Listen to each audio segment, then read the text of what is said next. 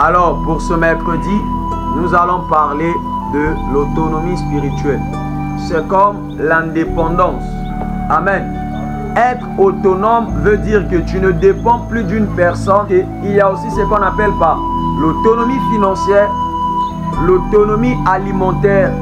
Église, amen. L'autonomie, c'est quelque chose que l'on atteint au fil des temps. L'autonomie spirituelle ici, c'est ce niveau de spiritualité auquel la personne ne dépend plus d'une puissance, d'une force quelconque pour atteindre la divinité. Auparavant, dans le temple, le rideau mettait une séparation des niveaux spirituels. Les Juifs n'avaient pas ce qu'on appelait par l'autonomie spirituelle. Aucune personne, hormis les sacrificateurs, ne pouvait avoir accès dans le lieu très saint, ni pour adorer. Il n'y avait pas de l'indépendance spirituelle. Pour offrir quelque chose à Dieu, il dépendait des sacrificateurs pour entrer en contact avec Dieu. On nous a toujours dit que il y a le salut en aucun autre nom, si ce n'est qu'au nom de Jésus-Christ. On nous a toujours dit que nul ne peut arriver au Père s'il ne passe que par le Fils. Si nous sommes dorénavant autonomes, et que pour arriver au Père, nous devons seulement passer par le Fils, c'est que nous ne sommes pas autonomes. Ce qui a poussé le Christ à dire à ses disciples que celui qui m'a vu a vu le Père, c'était quoi? Est-ce que c'est parce que c'était lui le Père ou c'est parce que le Père était en lui? J'aimerais dire quoi par là? Celui qui a Dieu en lui et que lui-même il est en Dieu, lui et Dieu ils deviennent un seul être. Nous voulons que l'Église ou encore le peuple, l'Assemblée, atteigne cette autonomie spirituelle. De comprendre que le Père peut siéger en toi. Le Dieu créateur qui a créé l'univers entier peut siéger en toi. Mais si ce Père siège directement en moi, cela veut dire pour entrer en contact avec ce Père, je n'ai pas besoin de passer d'intermédiaire d'une autre personne. Il n'y a pas d'intermédiaire. C'est parce que nous croyons que pour atteindre le Père, il nous faut un intermédiaire. Voilà pourquoi nous ne pouvons pas aussi atteindre le Père sans pourtant cet intermédiaire. Mais si nous développons en nous, étant des esprits, que Dieu est en nous et que tout un chacun de nous peut atteindre Dieu sans l'aide de quoi que ce soit ou sans avoir besoin de qui que ce soit, nous l'atteindrons et nous la manifesterons. La gloire est en nous, la puissance est en nous, toutes ces choses sont en nous. Amen. Dieu nous a tous dotés de capacités, tout un chacun de nous. Mais ce qui est le problème, c'est que tout un chacun de nous n'a pas encore découvert comment est-ce qu'il peut utiliser ce qu'il a reçu de Dieu. Amen. C'est ça ce que l'on doit chercher à découvrir. Chaque religion conçoit Dieu à sa manière. Chaque religion a un moyen qui fait à ce que la personne rentre en contact avec Dieu. Mais si vous voyez dans chacune de ces religions, auxquelles on nous met des moyens, c'est-à-dire des intermédiaires qui conduisent à Dieu, mais ce n'est que de la dépendance. En vérité, on devait apprendre de l'indépendance. C'est-à-dire parvenir à Dieu sans avoir moyen, besoin ou passer par qui que ce soit. La religion nous a longtemps maintenus comme des esclaves. La religion nous a longtemps maintenus sous la dépendance de certaines choses. On nous a trop fait croire que pour notre épanouissement, il faut ceci. Pour notre délivrance, il faut ceci. Pour ceci, cela, il faut. Il y a eu trop de la dépendance ou trop, c'est-à-dire de l'enchaînement, de l'enclavement quelque part. Église, amen. Mais j'aimerais faire croire à quelqu'un ou faire comprendre à quelqu'un. La liberté de tout un chacun ne se trouve pas quelque part. Mais ta liberté est déjà en toi-même. Église, ta liberté ne se trouve que dans ton esprit. Il suffit juste à toi de te reconnecter à ta propre nature qui est la nature de la liberté, de la grandeur, de la puissance. C'est cela que cette nature va remettre en toi ou remonter à ta surface tout ce que tu attends. Est-ce que vous savez que la guérison, ce n'est pas quelque chose qu'une autre personne apporte à une autre personne? Mais la guérison se trouve déjà dans la personne. Ce qui guérit, ce n'est pas le produit que la personne prend, mais ce qui guérit, c'est l'espoir que la personne met dans le produit qu'il est en train de prendre. Est-ce que tu es en train de comprendre? Amen. Lorsque tu es rassuré que le produit que tu prends va te guérir, c'est ça qui va te guérir. Ce qui fait remonter la guérison en toi, c'est l'espérance que toi tu as mis sur la chose que tu es en train de faire. Amen. Ce qui déclenche le miracle, c'est la foi. Mais la foi, c'est quoi? Qu'est-ce qui fait à ce que nous puissions voir le miracle que lorsque nous prions au nom de Jésus-Christ? Parce que nous avons la foi au nom de Jésus-Christ. Prenez l'exemple d'un Kimbangis. Amen. De quelqu'un qui prie à Simon Kimbangu. Bon, lorsque cette personne voit le miracle, sans pourtant qu'il cite le nom de Jésus-Christ, mais qui croit que Kimbangu est un homme venu de Dieu. Maintenant, dis-moi, qu'est-ce qui a fait apparaître ce miracle? Église, amen. Est-ce que vous comprenez? La foi que vous mettez en une personne fait à ce que cette personne devienne le déclencheur du miracle en vous. Ce que moi je veux vous dire par là, je veux tout simplement réorienter votre foi, réorganiser votre foi. Ce qui se passe, c'est quoi? On a programmé nos foi envers une personne. Or, on doit désorienter cela. Notre foi doit être réorientée en nous-mêmes. Est-ce que vous comprenez? Amen. Tu dois avoir la foi que tout ce que toi tu attends est déjà en toi. Amen. Mais ce n'est pas facile. C'est un exercice qui n'est pas facile. Parvenir à comprendre que ce soit la richesse, que ce soit l'argent, tout ce que l'on a besoin se trouve déjà en lui. Ce n'est pas facile. La foi n'est que la conception psychologique qu'une personne en a. Les Écritures le disent. Après que Jésus eut crié, le rideau se déchira. Que dorénavant, tous nous avons accès à la spiritualité. Commence à mettre foi en toi. Commence à mettre foi à ce que toi tu as reçu du Seigneur. Commence à mettre foi à la nature de Dieu qui est en toi.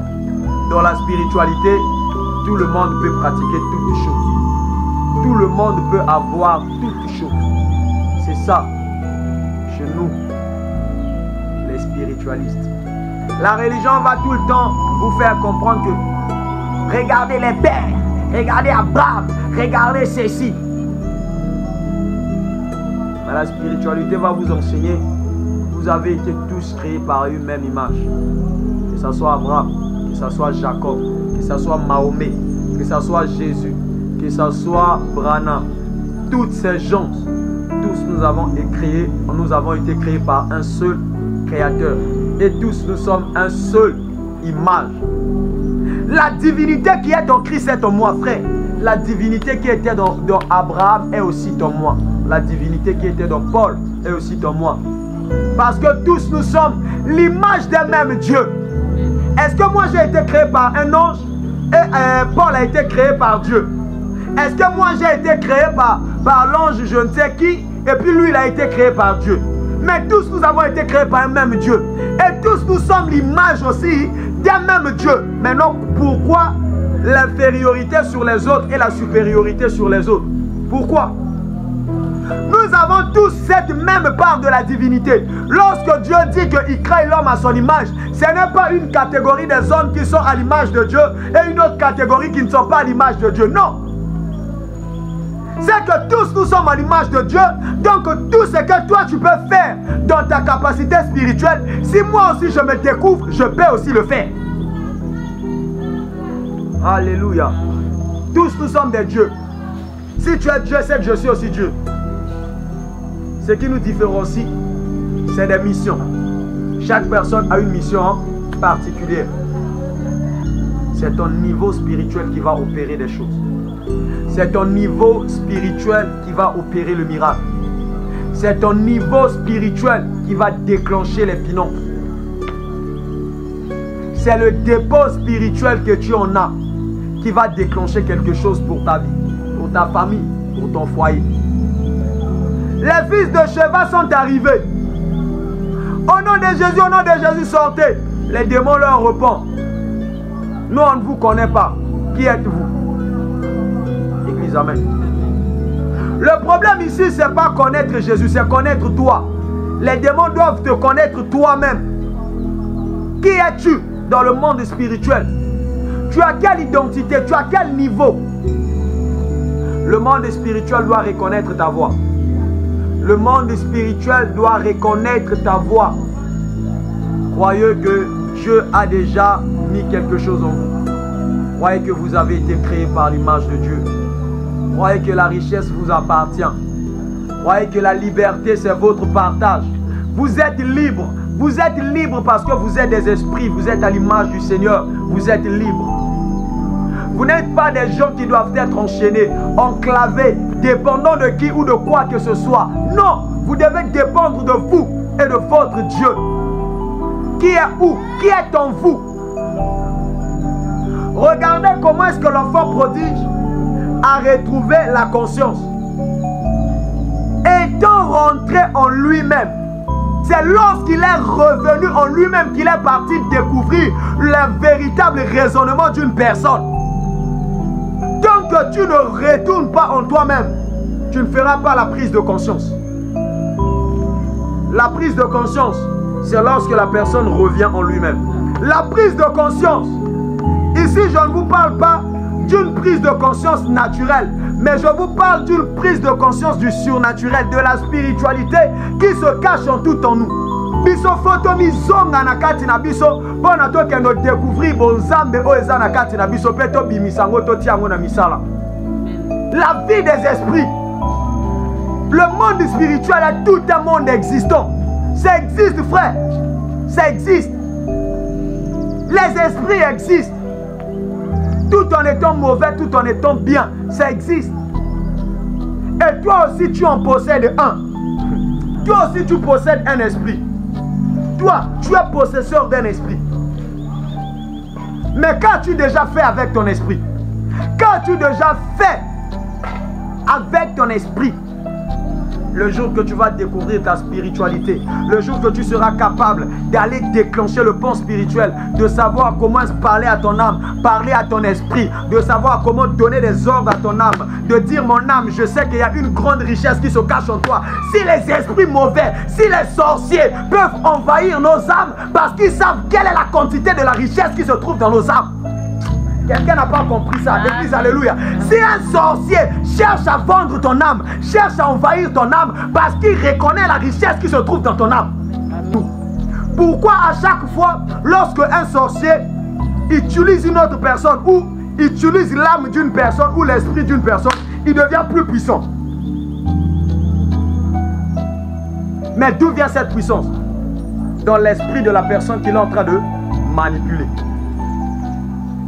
Mais si une autre personne peut rendre ton esprit son subordonné, pourquoi pas toi-même tu puisses rendre ton propre esprit ton collaborateur? Nul n'est pauvre.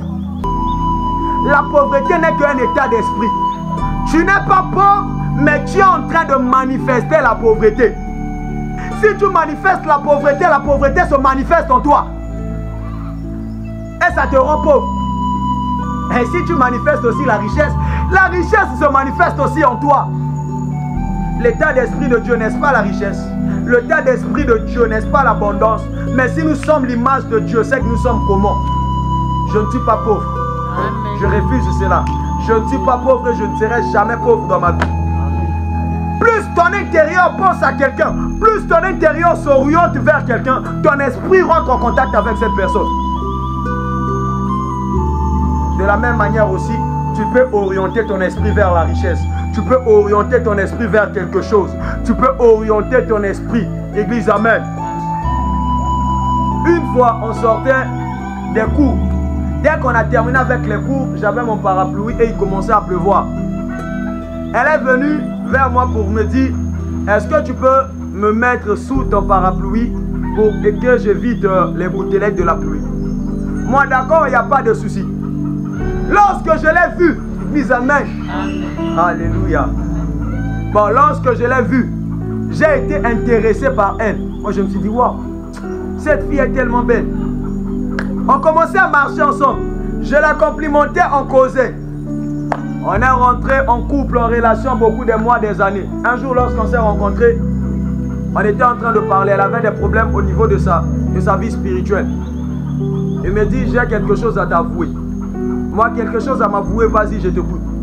Il dit, est-ce que tu sais que moi, je manipule les gens? Oh, tu manipules les gens. Il dit, je manipule les gens. Moi, comment? Il dit, même toi, c'est parce que je n'ai pas arrivé à te manipuler, mais je te touchais déjà. Moi, comment ça? Il dit, le jour que toi, tu m'as fait la course, ce n'était pas de ta volonté. Moi, qu'est-ce que tu es en train de dire? Il dit, lorsque j'étais sorti de l'établissement, je t'ai vu avec ton pare-soleil. J'ai dit, moi, je dois voir ce gars. Avant que je traverse le goudron, ce gars va me faire la course. Et c'est par là que toi, tu es venu me faire.